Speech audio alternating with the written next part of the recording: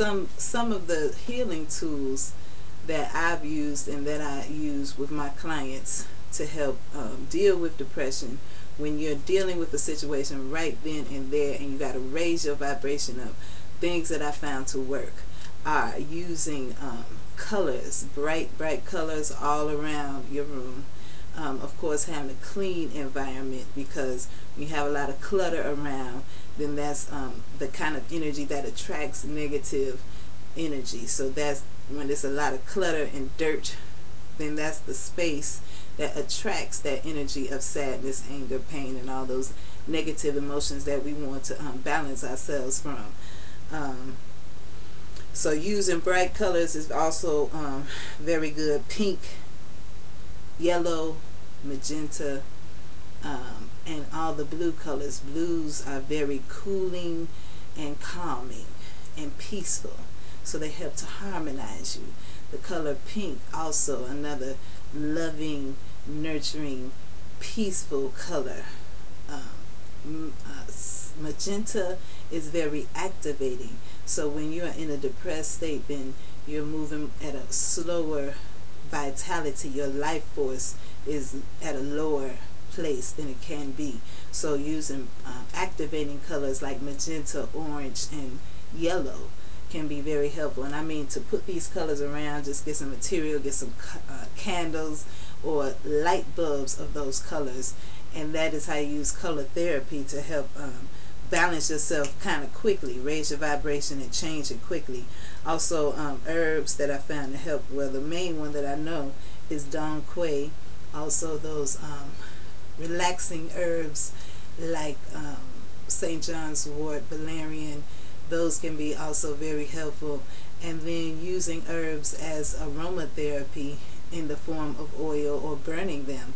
Lavender, rose, jasmine, all the floral scents are very uplifting, have very high vibration, so they're able to just kind of lift you up a little bit very quickly. Flowers and other sweet smells, when you have flowers all around the house, that's visually stimulating, especially for people who are in the cold places. You know, if you can't get enough sun, that can also lead to a form of depression. I personally experienced that living in Chicago, where when it comes winter time, it's like winter for 5 months and it's no sun for days and days and days. And I was like, oh goodness, you know, when is the sun gonna come out again? Excuse me. So I know that's something, going out into nature. So that would be my next suggestion, because when we out in nature, we are able to connect with spirit on a very natural and basic level. And so that addresses that issue of the spiritual connection, because that feeling when you don't realize that you are a part of the all, then you can feel real low. You can get into a place of almost like selfishness, because you're just so focused on yourself and what you don't have, and nobody cares about you, and nobody is helping you, and all of these things. You get into this little place, and then you forget that, you know, there's a whole world. There are many children in the world suffering, and other people who, you know, they don't even have toilets to use. They barely have food in some places.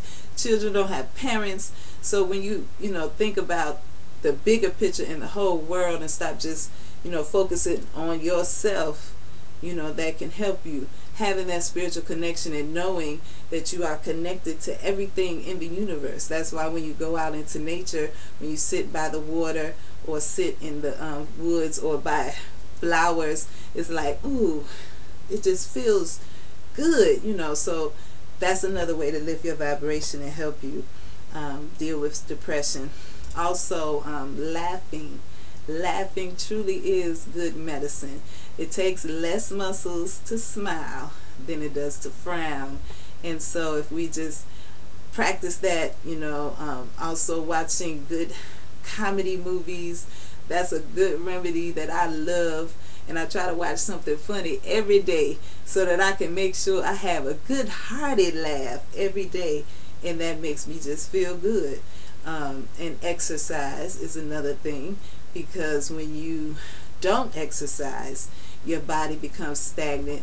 Your blood, the oxygen flow, even going to your head, all of these things become stagnant. When you move your body around through dancing, walking, yoga, tai chi, martial arts, all of these things are available, as well as sports. Those would be my secondary choices.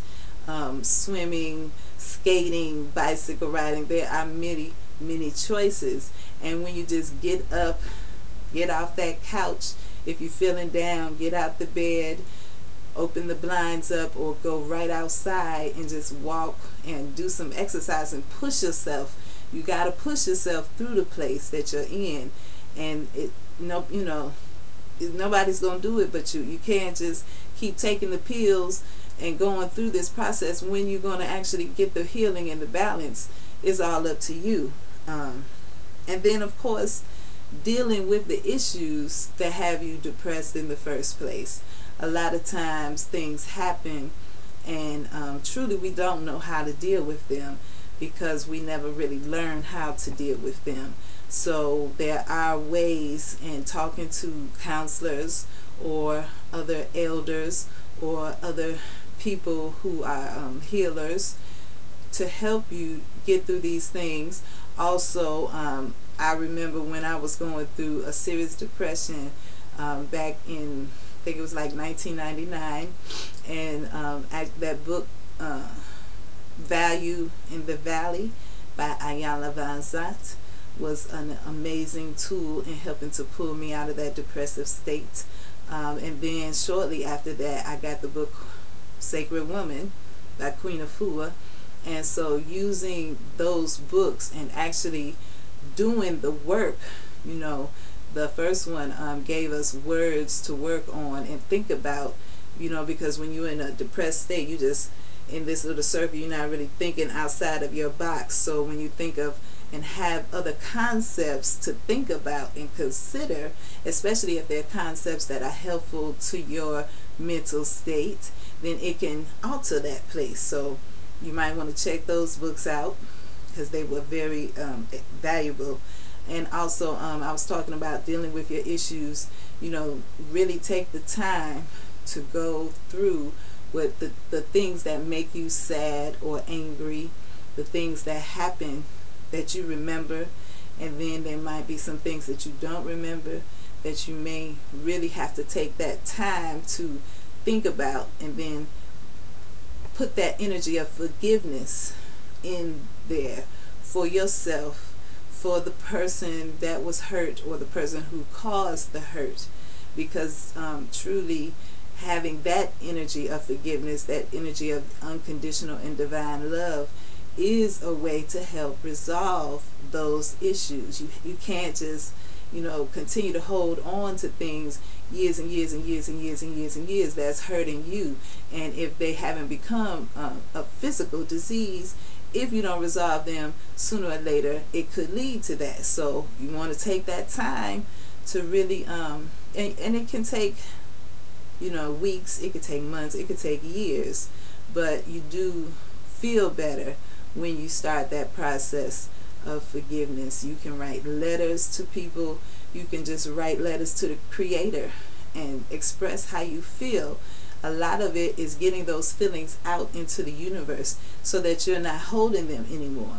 Remember the ancient Kemetic story of Ma'at, and she, the heart is weighed next to a feather. When someone makes a transition, they'll weigh your heart next to a feather to see if your heart is light.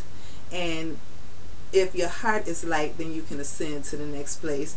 If it's not light, then you go to another place. And so with that story, we can understand that we're supposed to keep our hearts light. We're not supposed to walk around bitter and angry about stuff for years. That's not healthy.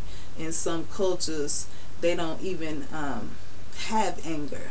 I read about people in Japan or Asia, somewhere over there, that they say anger is a sickness, and they say you can choose to have it or not. Now, of course, things will happen that will anger us, and when it happens, you're supposed to express how you feel about it, and then let it go, deal with it, and then move on. Not just think about it later on that day, the next week, the next month. You know, sooner or later you got to just let those energies and those feelings go so that your heart can be light. And this can be a difficult thing, you know. Living on earth, we go through a lot of challenges, and but it is an enlightening and elevating process. And I can say from experience, and I would go through the depression like my mother did for days and weeks at a time, you know, just doing barely enough to take care of my family, take care of the home, and then I really didn't have much energy to do anything else, and it would go on like that. And so now when stuff happens, I just have other tools that I use so that I don't fall into those same cycles. Affirmations are very, very helpful for me. Just saying things, positive things like I am love, I am light, I am loved, you know, whatever it is that you're feeling bad about, you want to affirm the opposite of it. Also, taking time to pray, taking time to do things that I really like to do, and not just what everyone else wants me to do, but what makes me feel good.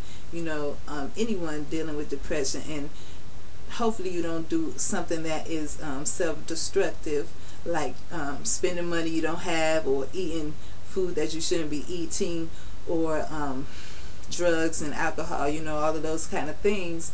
They're just like a temporary fix. Sooner or later you're going to have to still face those issues, and the sooner that you do it, the better you'll feel about it, and you'll be able to move on with your life and go forward. So I know I kind of skipped around. Hopefully this is helpful. Much peace and blessings to everyone. To the next time.